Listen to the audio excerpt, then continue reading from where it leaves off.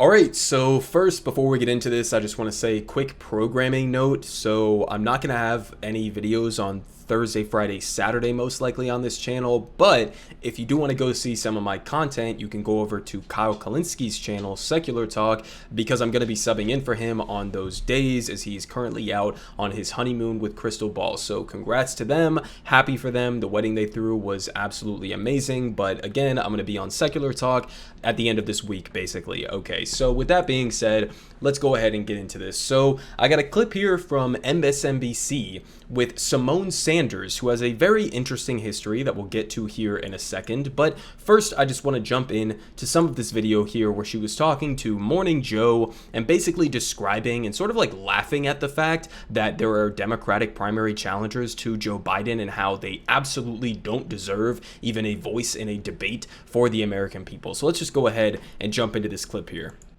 Bobby Kennedy Jr. doing well. He's at 19%. Hasn't really gotten that much out there. I mean, and I'm starting to hear more and more talk about him. Are we going to actually have a challenge here? I'm trying not to laugh, Joe. There's not going to Wait, be. can I stop you for a second? Yes. Do you know how many people said the same thing about Donald Trump in 2015 on this show? Except I will the note, same exact thing. Yes, because there was going to be a Republican primary. But I really think that the mealy-mouthed Democrats, as I like to call them, and some of my progressive friends who would like to live in a fantasy land, they need to come back to reality. Yeah. And the reality is this. The sitting president of the United States of America is a Democrat that would like to run for re-election, so much so that he has declared a re-election campaign. Right. In that case, the Democratic National Committee will not facilitate a primary process. There will be no debate stage for Bobby Kennedy, Marianne Williamson, or anyone else to stand on. So we're going to have another Bobby Kennedy in an empty chair. Okay, so, I mean, first off, just look at how fucking condescending she is about this entire thing, the concept of democracy, really. I mean, she calls this a fantasy land, right? She says, my progressive friends, I guess, are in a fantasy land for what exactly? For saying that a president should have to debate other people who are presumably within his own party in order to make sure that he's the strongest candidate that can be put forward against what many Democrats say is the largest threat to American democracy, which is somebody like Donald Trump or even Ron DeSantis for that matter. So, I mean, just the condescending nature of this is honestly just ridiculous at face value. Now, you look a little bit of details here. We got the Wikipedia, okay? The most rudimentary possible website we could look at this for, but just to give you guys a little glimpse of who this person is, Simone Sanders, and sort of what her maybe ideological or lack of ideological underpinnings are and lack of actual belief in core policy agenda items. So they say here from Wikipedia, they say Simone D. Sanders Townsend is an American political strategist and commentator. She served as National Press Secretary for Democratic presidential candidate Bernie Sanders during his 2016 presidential campaign. She then left abruptly in June of 2016, saying she was not let go and that leaving the campaign was her decision. Then in October of 2016, she was hired as a Democratic strategist and political commentator by CNN. And then in April of 2019, she joined Joe Biden's campaign as a senior advisor and then was named chief spokesperson and a senior advisor for Vice President Kamala Harris. Okay, so you're jumping from Bernie Sanders to Joe Biden to CNN as a political commentator, I guess now MSNBC as well, or maybe she's just making an appearance in this one circumstance, to Kamala Harris as her national spokesperson. I mean, you could not get more vapid than that. I mean, what are your actual core beliefs? Do you have any core beliefs? Do you have any core policy agenda? Do you have a core ideological framework that you are basing your entire career off of? Or is this all just sort of like a careerist game for you?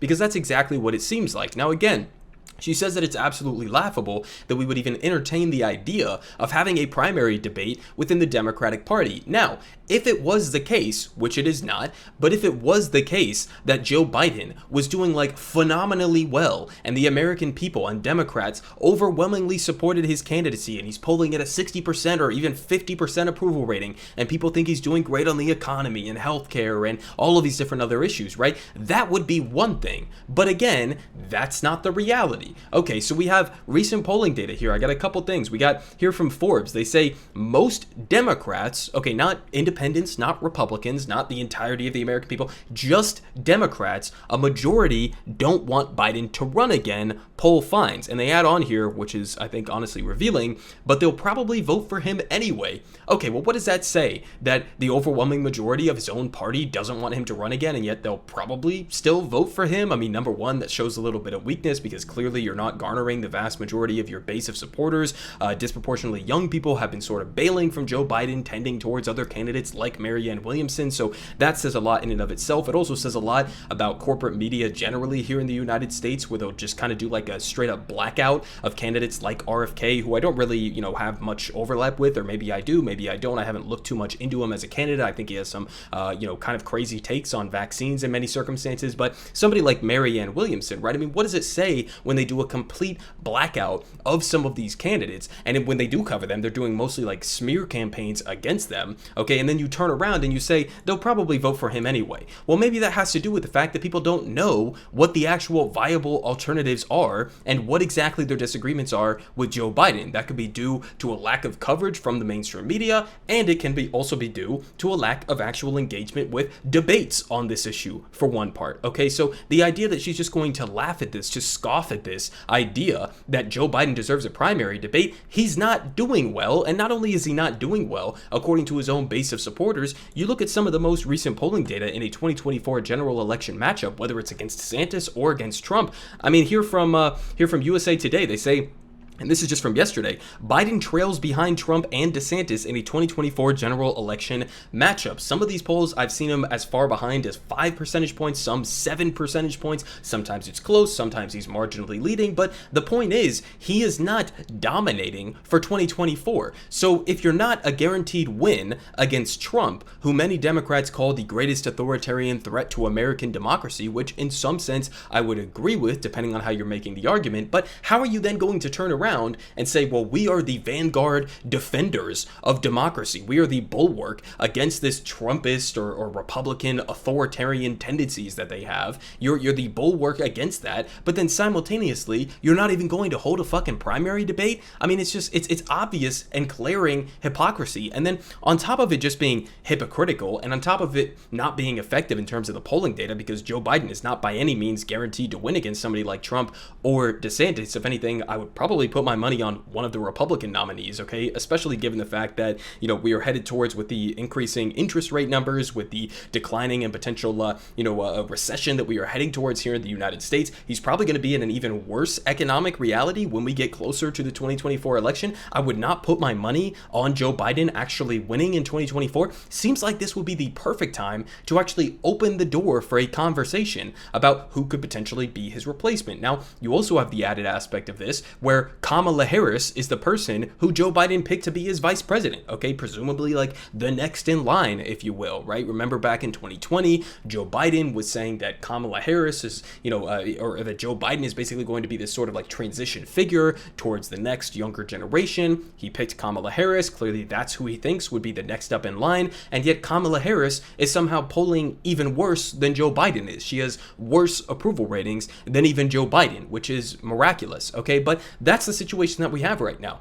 right? We have Joe Biden, who was obviously, according to the most recent polling data, an incredibly weak candidate, given who Donald Trump actually is, the presumable favorite for the 2024 Republican primary. Okay, we have Joe Biden there, incredibly weak. We have Kamala Harris waiting in the wings, or maybe even Pete Buttigieg waiting in the wings, two laughable candidates at face value, and yet we have a corporate media sphere, we have Democratic establishment representatives like Simone Sanders, who are turning around and saying, no, that's not the laughable thing. The actual laughable thing is that, we are actually going to potentially have debates with some of these people who have core policy disagreements with Joe Biden. We are not even going to allow the American people who overwhelmingly want to see an alternative to Joe Biden, we're not even going to allow them to hear those alternatives on a large stage, okay? And on top of that, it also doesn't make sense because of the fact that, Joe Biden, obviously we've seen his mental decline. Not that that doesn't apply to Donald Trump as well. It certainly does. We have two candidates, Joe Biden, Donald Trump, who the overwhelming majority of the American people don't want to see run again in 2024. And yet it seems like that's what we're probably going to get. But if you were to hold Democratic primary debates where Joe Biden would presumably probably be the winner anyways, even if he went head to head with Marianne and RFK, I'm sure that Marianne would do a great job debating him and all of that. She still has a very low chance of winning. I wish that she would win, but she's, Joe Biden would still be the favorite in that kind of a situation. But what does it say about your confidence in Joe Biden's ability to go head to head with the Republican candidate when he cannot even take on a debate within his own party? I mean, it's obviously pathetic, and of course it is incredibly hypocritical because these are the same people who pretend like they care so much about democracy. Well, if you want to listen to the will of the American people, or even the will of the base of supporters that you have, especially disproportionately young people who have been drifting away from Joe Biden as he has failed on many of his core campaign promises to the younger generations, right? If you wanted to actually listen to them, if you actually wanted to truly demonstrate that you believe in democracy, at the bare minimum, you would hold some of these debates. Everyone is saying good politic guy has the best politic. Believe me, no one does it like you.